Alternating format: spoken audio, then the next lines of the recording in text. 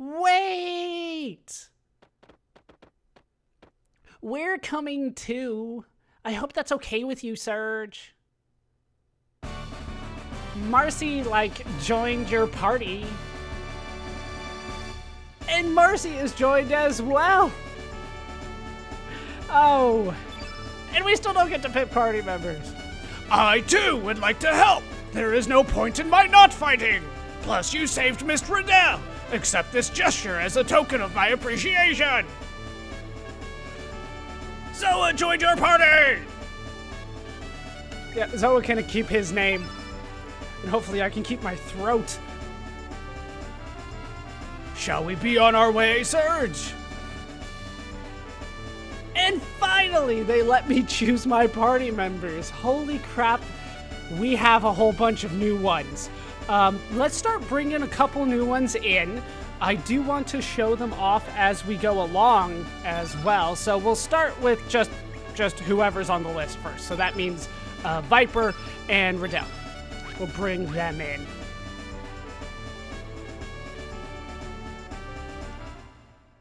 And off we go in our little boat. Back to the Sea of Eden.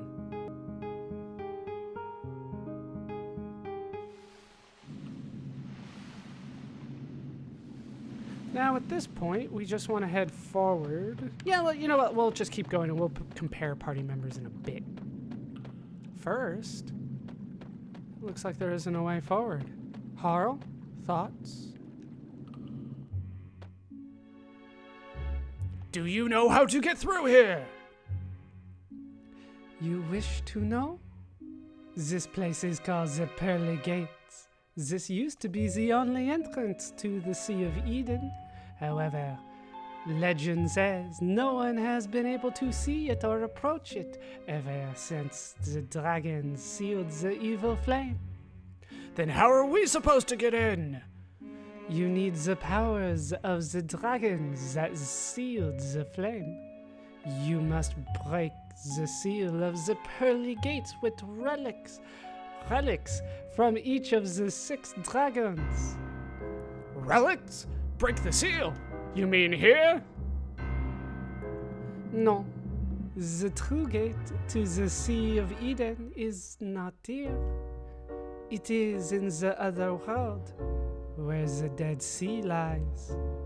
So where are we supposed to find the 6 dragons? You will find them scattered around both worlds. They will be easy to find with all the legends about dragons throughout the islands. Oh, and Monsieur Lynx. The other Monsieur Lynx disguised as Serge is already in here. That is because his appearance is that of Serge. What do you mean? Even if you are able to get all 6 dragon relics, you will not be able to make it inside as Monsieur Lynx. Then what are we supposed to do? The dragon tier. That is all I can tell you. Now, it's my turn to ask une question. Monsieur Lynx, if you had to choose between the world or moi, which would you choose? Honestly, I'm a fanboy. What am I going to say? I love Harl. I do. But I'm not that crazy. I'm going to say the world. I would save the world. You're not better than the world, Harl. Sorry.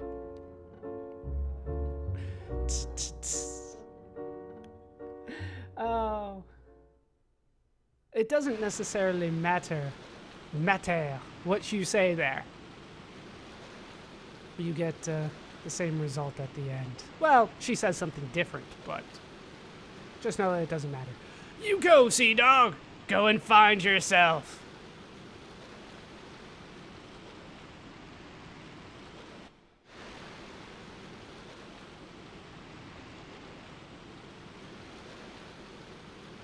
Why must I have to tell him such things? You are such an idiot. Harl. What's wrong, Harl? There is fluid coming out of your eyes. Oh, it's you, Starkey. It's nothing. Don't worry about it. Something is different. Starkey can tell. Harl's makeup doesn't look the same today. Starkey don't think it's nothing like you say. Why do you lie to me, Harl? D'accord. Okay. I guess I cannot fool you. Listen, Starkey, this is called a tear. It's something that flows from your eyes, naturellement, when you are sad, when you hurt. Naturellement just means naturally. Tear? To cry? So water comes out from eyes when you are sad? After you sad, so you are you sad so you can wash your face with tear? Go to sleep, Starkey. And don't tell anyone I was crying. You promise you will not tell. Starkey like promises. Starkey will promise not to tell anyone that Harl was crying. Wait a minute. Crying means that Harl is sad. But why? Even though we are close, I cannot tell you that.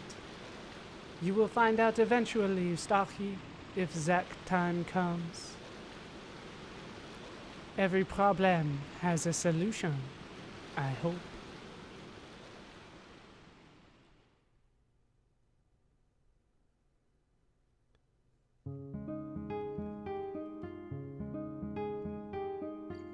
And we're free to go. Now, if memory serves me correctly, yeah, someone is no longer in our party. That someone is Harl. She has left. And it is real. She is not in our party. I would say more, but we'll leave it alone for the time being. Let's head back to Arnie Village. We have some work to do, after all. We have to do some things with our new party members, like look at them and start judging them. There are a lot of them, after all. So let's start with Viper. Viper has a pretty damn good strength stat. It's comparable with Lynx's, so that's pretty damn high. His resistance is low, his accuracy is low, his agility is god-awful, and his magic and magic resistance is low. He's built to be a physical attacker, but I already have better ones than that, so he kind of falls short for me. In terms of, well, let's actually take a closer look at his status first. He is the Lord of El Nido. He has a stamina recovery of 9, so a little bit on the low side. He also has a scar on his head there. He is 57 years old, obviously male. He is from El Nido. He is 6'7", 216 pounds. He is a big man. His build is solid, and he is right-handed, and he uses a sword. Let's take a look at his equipment next. He does have a silver sword, but obviously we're going to change that out for the Viper's Venom, which does increase his attack by 7, although it lowers his hit percentage by 2 points. But honestly, I would trade that any day. The easiest way to think about it is to multiply the 2. So if you hit, if you do 100 swings, how much damage are you going to do? That kind of thing.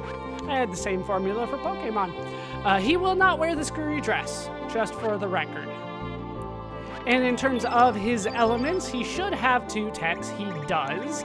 Let's see what they are. We have G-Force. Utilize gravity's pull to swing sword harder. And it is yellow because he is yellow. Then we have Air Force. Make huge blades of thin air and hurl them at foes. Does hit everybody, so that's something. So that is Viper. Let's take a look at Riddell. Riddell does have probably the lowest HP in my party. Well, obviously right now, but one of the lower ones. She is more of a mage type character. She has poor strength, pretty poor resistance. Her accuracy is okay. Her agility is still a little on the low side.